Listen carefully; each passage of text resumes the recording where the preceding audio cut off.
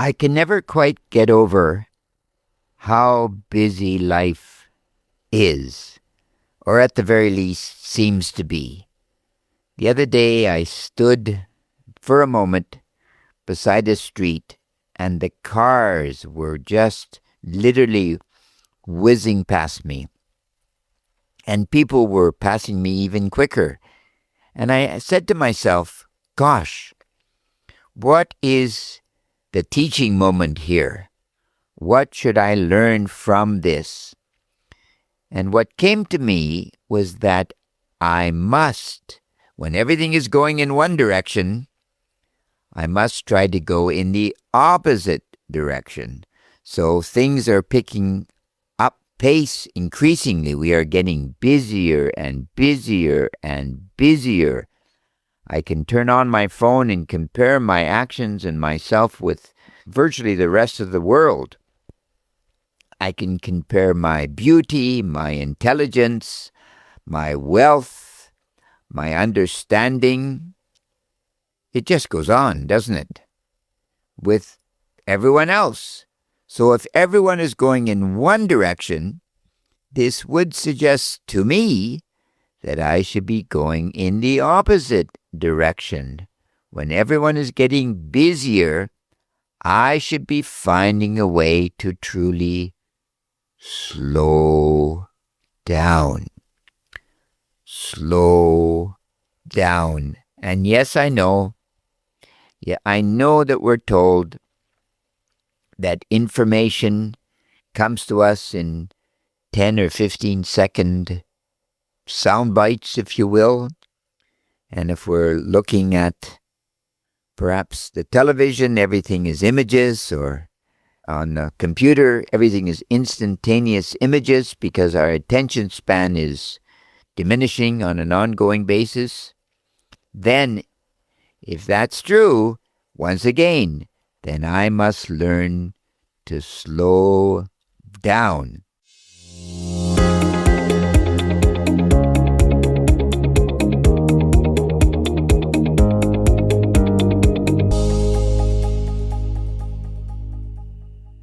And rebuild myself from the inside out.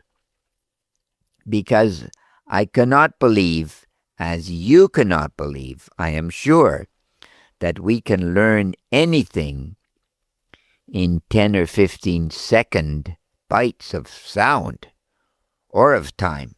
Impossible. We are naturally thoughtful beings. For sure. And there is no way we are fundamentally different than we were 5,000 years ago or so when cuneiform was invented and used by the Sumerians to document what was grown on a farm, leading itself eventually into writing as we understand it to be. There is no way that we were primitive and we suddenly learned to speed up. We learned to slowly, through thoughtfulness, grasp the world we occupied. And initially it was terrifying, wasn't it? We had no access to nature, so we needed to thoughtfully understand what nature meant. We needed an understanding of God or the gods as we saw it. And then from that we had to learn through trial and error how to plant a crop so we wouldn't all starve to death. And we had to learn an education. We had to learn something. And the first person had to initially teach the second. Eventually that formed into some form of school and academy. We needed to protect ourselves from the animals, the wild animals around us, maybe even from more violent people than we were. And so it went. All of this was obviously produced by a thoughtful civilization. So what has happened now? We're being tricked, in a sense, aren't we? we're being told that we should speed up, when, if anything, we must learn to slow down and reflect on the world that we occupy. So, how are we going to learn to slow down?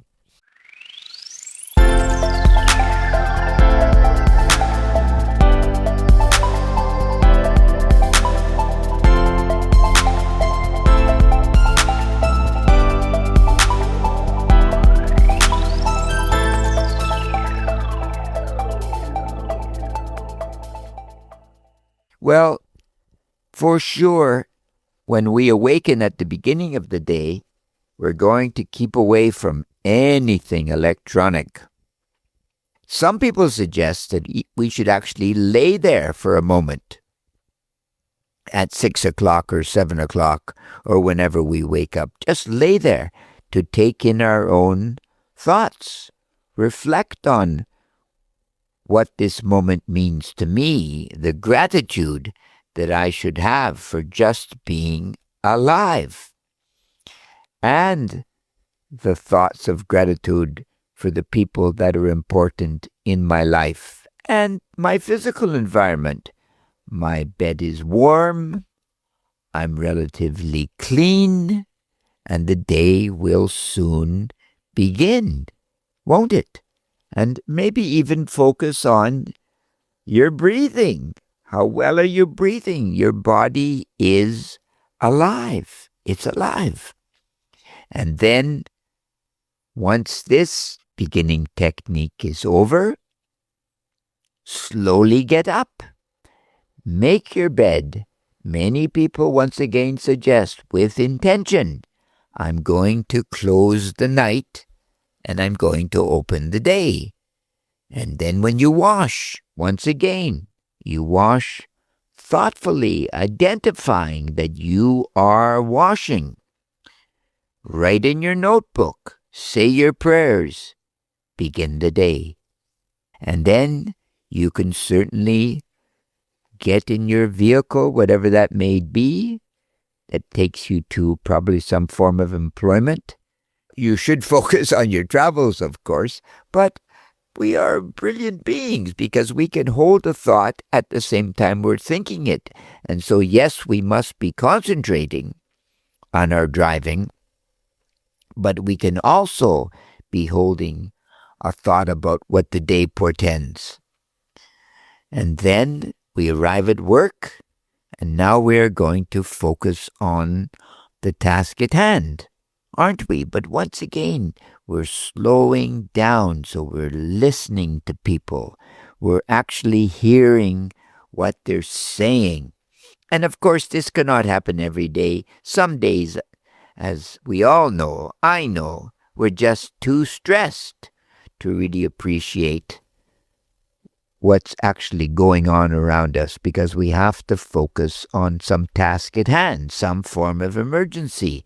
But regardless, there are days that we can focus on this, can we not? For sure. Eat with intention. Eat. When you're speaking with a colleague, you want to give a response, remind yourself, wait a moment, I can pause for a few seconds, right? Then the workday is over. I arrive home, and once again, when I go for my evening walk, I can, for a moment, sit perhaps on a bench in silence. I can ponder the day. I can ponder what my place is in this universe. Why am I here? What's my mission? What happens when I leave here?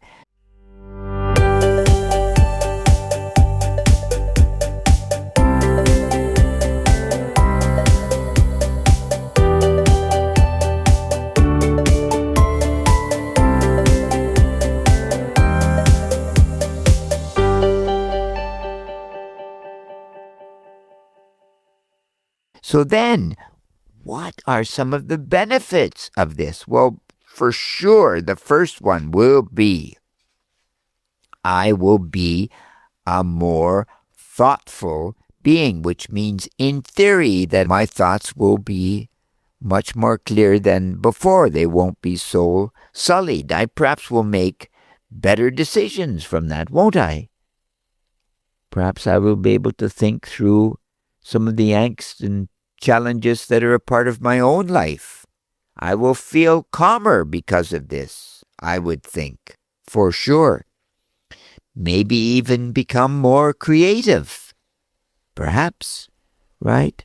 And I think because there is no one but me in this consciousness, to me at the very least, even though I can touch you, I can feel the warmth of your body, of course. Who are you? Because I'm inside of me to a large extent. I exist in my own private thoughts. So this will help me in my interactions with other people, with other human beings.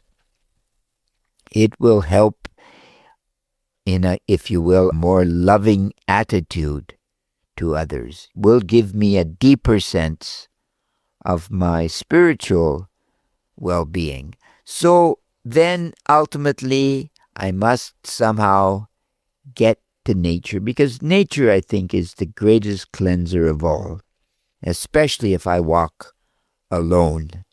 It purifies my being, because someday I will be connected with nature again in some way, for sure. So think to yourself, when everyone is going in one direction with great speed, say to yourself, I am going to learn to slow down so I can access the inner self, because the answers to me are inside of me. When I was born, I was already a self-contained unit. Now, it is fair, I must learn. Of course I must learn. I must step into the world and get an education and have social intercourse with other human beings. I need teachers. I need mentors. All of this is true. But ultimately, the greatest skill I learn from going to school, from university, whatever it is to learn how to learn, so I can somehow go forward in life. And you know what they say? You know what they say. If I'm going to really slow down in life, I'm going to have to learn about me. I'm going to have to learn about learning how to think critically. And of course, critical thinking is great, truly great. You take care. God bless. Bye-bye.